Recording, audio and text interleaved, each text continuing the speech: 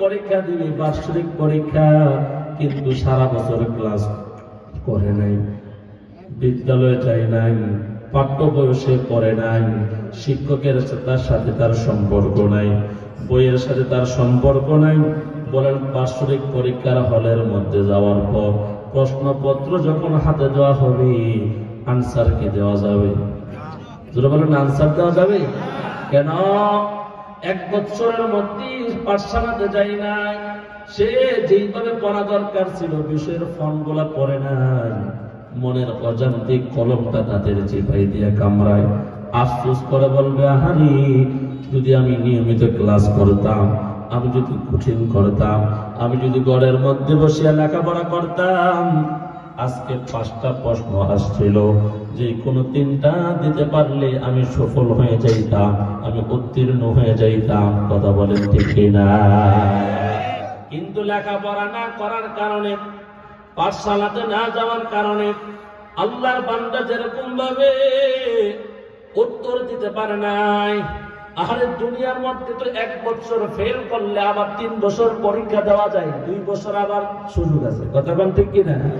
কবরের মধ্যে যখন প্রশ্ন করা হবে, মার রব্বুকা, রবের পরিচয় দাও, যদি একবার না দিতে পারো, দ্বিতীয়বার পরীক্ষা দেওয়ার সুযোগ নাই। কথা বলেন ঠিক কিনা? রবের হুকুম যারা মানবে, এরা রব্বি আল্লাহ, আমার রব আল্লাহ, সাথে সাথে আনসার দিয়ে দিবেন। মহান আল্লাহ তাআলা বলেন আমার তেলাওয়াতকৃত আয়াতের মধ্যে, ওমান ইউতিল্লাহ ওয়ার রাসূল ফাউলাইকা মা'আল্লাযীনা আন'আমা আল্লাহ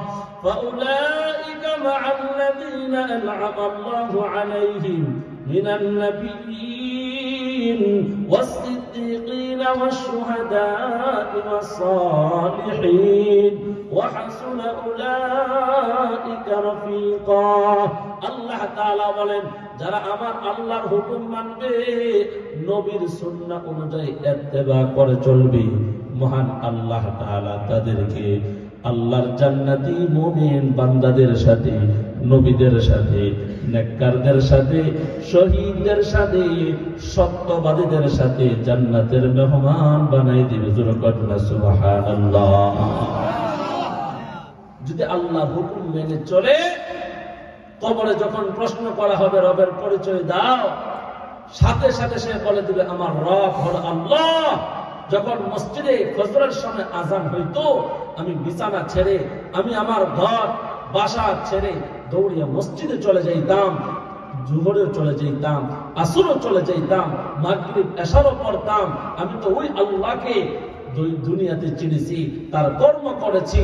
হাসরের দিনে কবর দিবসও আল্লাহর বান্দা প্রথম গাটিতে যখন ফেরেশতা প্রশ্ন করবে তোমার রবের পরিচয় দাও, সে সাথে সাথে বলবে রব্বি আল্লাহ, আমার রব হলো আল্লাহ। সুবহানাল্লাহ।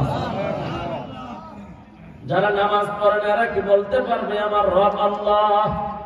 যখন না পারবে না।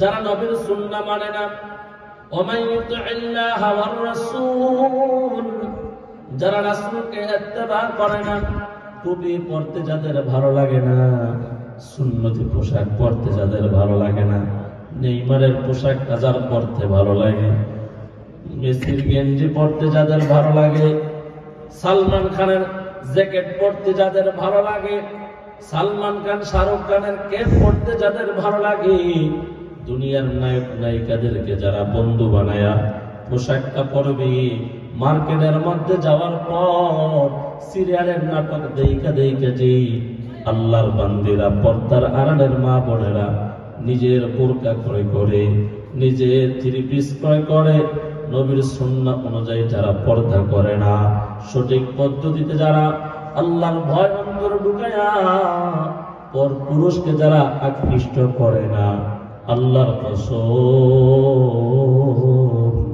নবীর সুন্নাহ মতে না চললে, নবীকে ইত্তেবা না করলে, মরার পর কবরে যাওয়ার পর যখন নবী সম্পর্কে প্রশ্ন করবে, ওই দিনও উত্তর দেওয়া যাবে না। কথা বলেন ঠিক কিনা?